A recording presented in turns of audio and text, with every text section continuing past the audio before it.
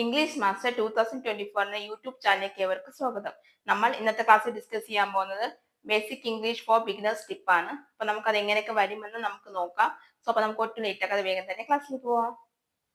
Okay, നമുക്ക് നോക്കാം. Basic English conversation tip for beginners. ബിഗിനേഴ്സിന് വേണ്ടിയിട്ടുള്ള ബേസിക് ഇംഗ്ലീഷിന്റെ കോൺവെർസേഷനിൽ വരുന്ന ടിപ്സ് ആണ് നമ്മൾ ഇന്ന് നോക്കാൻ പോകുന്നത്. അപ്പൊ 5 ടിപ്സ് ഉണ്ട്, നമുക്ക് ഒന്നൊന്നായിട്ട് നോക്കാം. ആദ്യത്തേത് ലിസൺ കെയർഫുള്ളി. നമ്മൾ ഒരാൾ നമ്മളോട് സംസാരിക്കുമ്പോൾ അല്ലെങ്കിൽ നമ്മൾ കമ്മ്യൂണിക്കേറ്റ് ചെയ്യുമ്പോഴത്തേക്കും നമ്മൾ ശ്രദ്ധിച്ച് കേട്ടിരിക്കുക. അത് എന്തൊക്കെയാന്ന് നോക്കാം. Pay close attention to what the other person is saying and trying to understand their main message. ഇപ്പൊ വേറൊരാള് നമ്മളോട് സംസാരിക്കുമ്പോൾ നമ്മൾ അത് ശ്രദ്ധിച്ച് കേൾക്കുക. അതിൽ എന്തുവാ പറയാനായിട്ട് ഉദ്ദേശിക്കുന്നത്, എന്ത് മെസ്സേജ് നമുക്ക് തരുന്നത് എന്ന് നമ്മൾ ക്ലിയർ ആയിട്ട് കേൾക്കുക. രണ്ടാമത്തെ ബി പേഷ്യന്റ്. നമ്മൾ പേഷ്യന്റ് ക്ഷമയോടെ കാത്തിരിക്കുക. അതെന്താ നോക്കാം.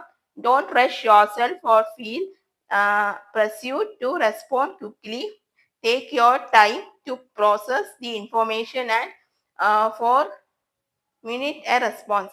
അതായത് നമുക്കിപ്പോ എന്തുവാ, ഒരാൾ സംസാരിക്കുന്നതിന്റെ ഇടയിൽ കയറിയിട്ട് സംസാരിക്കാൻ പോകരുത്. പിന്നെ നമ്മൾ അവർ സംസാരിച്ചതിന്റെ പെട്ടെന്ന് കാര്യങ്ങൾ അവതരിപ്പിക്കരുത്.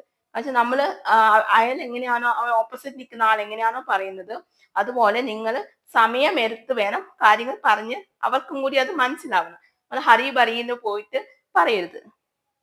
ഇനി മൂന്നാമത്തെ യൂസ് ബോഡി ലാംഗ്വേജ്. നമ്മുടെ ബോഡി ലാംഗ്വേജ് യൂസ് ചെയ്യുക. അതെങ്ങനെ യൂസ് ചെയ്യാൻ നോക്കാം. Non verbal communication such as smiling and nodding can encourage A positive conversation flow. ഇപ്പൊ നമ്മൾ ഒരാളോട് സംസാരിക്കുന്ന ബോഡി ലാംഗ്വേജ് ചിരിച്ചുകൊണ്ട് നിൽക്കുക. അപ്പൊ അവർ പറയുന്നത് നമ്മളോട് ഇങ്ങനെ സംസാരിക്കുമ്പോൾ ഇങ്ങനെ യാ യാ എന്നൊക്കെ പറഞ്ഞിട്ട് നമ്മൾ തലയൊക്കെ ആട്ടി യാ യാ അല്ലെങ്കിൽ എന്തെങ്കിലും ഓക്കെ അല്ലെങ്കിൽ സ്മൈല് ചെയ്തിട്ട് നമ്മളിങ്ങനെ നിൽക്കുമ്പോൾ ഓപ്പോസിറ്റ് നിൽക്കുന്ന ആൾക്ക് വിചാരിക്കും ഞാൻ പറയുന്നത് അവർ കേട്ടോണ്ടിരിക്കുന്നുണ്ട് എന്നുള്ള രീതിയിൽ അവർക്ക് തോന്നും. ഇനി നാലാമത്തെ ആസ്ക് ക്വസ്റ്റ്യൻസ്. ചോദ്യങ്ങളൊക്കെ ചോദിക്കുക. എങ്ങനെ? Showing interest in the other person's life and opinion is great way to keep the conversation going. അതായത് വേറെ ഒരാൾ ഇങ്ങനെ സംസാരിക്കുമ്പോൾ നമുക്ക് അവരെന്താണോ പറയുന്നത് അത് നമുക്ക് എന്തെങ്കിലും ചോദിക്കുക, സംശയമൊക്കെ ഉണ്ടെങ്കിൽ നമുക്ക് അത് ചോദിക്കാം. ഇത് ഇപ്പൊ പേഴ്സണൽ ലൈഫിൽ എന്തെങ്കിലും കാര്യം പറയും, വീട്ടിലെന്തെങ്കിലും ഫിനാൻഷ്യൽ പ്രോബ്ലം പറയാനിരിക്കട്ടെ, അപ്പൊ നമുക്കത് ചോദിക്കാം. എത്ര ഫിനാൻഷ്യൽ പ്രോബ്ലം, എപ്പോ തൊട്ട് നിങ്ങൾക്ക് ഈ പ്രോബ്ലം, എന്താണ് പ്രോബ്ലം എന്നൊക്കെ നമുക്ക് ഇങ്ങനെ ക്ലാരിഫൈ ചെയ്യാൻ വേണ്ടി നമുക്ക് ചോദിക്കാം. അപ്പൊ ഓപ്പോസിറ്റ് നിൽക്കുന്ന ആൾക്ക് വിചാരിക്കും നമ്മൾ പറയുന്നതൊക്കെ ഒരത്രത്തോളം ഇൻട്രസ്റ്റോടെ കേട്ടിരിക്കുന്നുണ്ട് എന്ന് അവർക്ക് തോന്നും. അപ്പൊ നല്ല കോൺവെർസേഷൻ നല്ല രീതിയിൽ മുന്നോട്ട് പോകാൻ സഹായിക്കും. ഇനി അടുത്തത് last and final, practice active listening. നമ്മൾ ആക്റ്റീവായിട്ട് ലിസൺ ചെയ്യാനായിട്ട് നമ്മൾ പ്രാക്ടീസ് ചെയ്യും. എപ്പോഴും നമ്മൾ ചെയ്യണം, പ്രാക്ടീസ് ചെയ്യണം.